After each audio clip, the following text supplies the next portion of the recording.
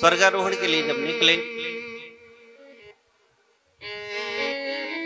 बद्रीनाथ केदारनाथ, बद्रीनाथ धाम जब पहुंचे तो व्यास गुफा तक ही द्रौपदी पहुंच पाई और शरीर गिर गया नीचे गल कर। तुरंत भीम भैया ने पूछा, भैया भैया द्रौपदी, और देखो सशरीर स्वर्ग नहीं जा पा रही है, गिर गई, इसके शरीर गल गए, क्यों नहीं जा पाई? युधिष्ठिर जी कहते हैं पति तो 5 थे इसके, लेकिन सबसे ज्यादा प्रेम अर्जुन से करती थी, भेदभाव करती थी, इसलिए सशरीर स्वर्ग नहीं जा पाई। थोड़े और आगे बढ़े, वसुधारा करके एक जगह है, वसुधारा, वहां तक गए थे कि नकुल का शरीर गिर गया। फिर पूछा भीम बहन ये कैसे गिर गए? तब नकुल जी के बारे में बतलाया कि इन्हें अभिमान था। नकुल सहदेव चिकित्सक थे, अश्विनी कुमार के, तो ये अपने अपने अभिमान के कारण जीते जी स्वर्ग नहीं पहुंच पा रहे। कुछ दूर और गए लक्ष्मी वन तक, तो वहां सहदेव चले गए। कुछ और दूर गए तो अर्जुन भी गिर गए। एक तीर्थ और है, वहां तक अर्जुन पहुंचे। अर्जुन के बारे में पूछा, अर्जुन ये तो भगवान का सखा, जीते जी स्वर्ग क्यों नहीं? युधिष्ठिर जी ने कहा, ये जब देखो तब प्रतिज्ञा कर लेता, अपना बल तो इसे था नहीं, और वो प्रतिज्ञा जब पूरी नहीं कर पाता तो प्रभु की शरण में जाता, इस कारण ये नहीं जा पा रहा है। थोड़ी दूर और चले कि खुद का शरीर गलने लगा भीम भैया का। इन्होंने अपने बारे में पूछा कि मैं क्यों नहीं जा पा रहा, तब इनके लिए भी बताया, तो मैं अपने बल का बड़ा अभिमान था, इसलिए।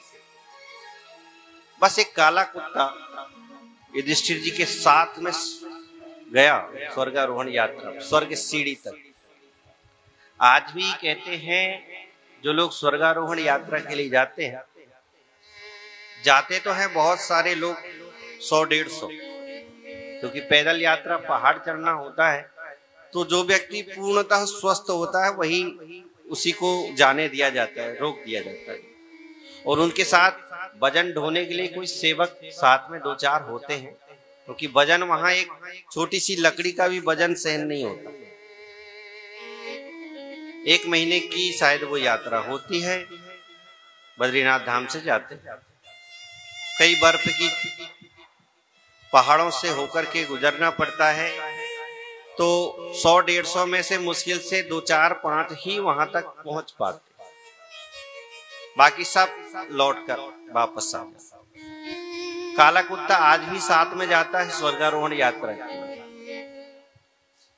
आज भी। युधिष्ठिर जी उस काले कुत्ते के साथ में पहुंचे, विमान आया, विमान में भगवान के पार्षदों ने कहा आप बैठ जाइए। युधिष्ठिर जी ने कहा इस काले कुत्ते को भी बैठाइए। कहा नहीं नहीं, विमान तो सिर्फ आपके लिए आया है। विमान में साक्षात धर्मराज आए थे, साक्षात। कहा इसके लिए थोड़ी विमान लेकर आए हैं। युधिष्ठिर जी ने मना कर दिया, जब मेरे भाइयों ने मेरा साथ छोड़ दिया, मेरी पत्नी ने साथ छोड़ दिया, इसने मेरा साथ नहीं छोड़ा है, यहाँ तक ये नहीं जाएगा तो मैं भी नहीं जाऊंगा। तुरंत उस कुत्ते में से भी धर्मराज प्रकट हो गए। बोल भक्त वत्सल भगवान की। और फिर स्वर्ग में जब गए युधिष्ठिर जी, तो वहां सबके दर्शन हुए, कौरवों के भी और पांडवों के भी। अब बताइए, कौरव भी स्वर्ग गए और पांडव भी स्वर्ग गए, क्या कारण है? तो उसका एक विशेष कारण है कि महाभारत के युद्ध में जितने भी सैनिक मरे, जितने भी योद्धा मरे युद्ध लड़ते लड़ते, उन्होंने सबने भगवान के दर्शन करते हुए प्राण त्यागे। वो भगवान को देखते ही रहते थे, युद्ध लड़ना भूल ही जाते। भगवान इतना सुंदर रूप बनाकर वहां रथ चला रहे थे। तो ऐसा लगता था ये सामने आ गया, ये सामने आ गया, तो युद्ध लड़ना भूल जाते थे और एक दूसरे को स्वयं मार लेते थे। तो भगवान का ही चिंतन करते करते, भगवान को ही देखते देखते प्राण जाते थे उन योद्धाओं के, तो वो सीधे सीधे स्वर्ग गए।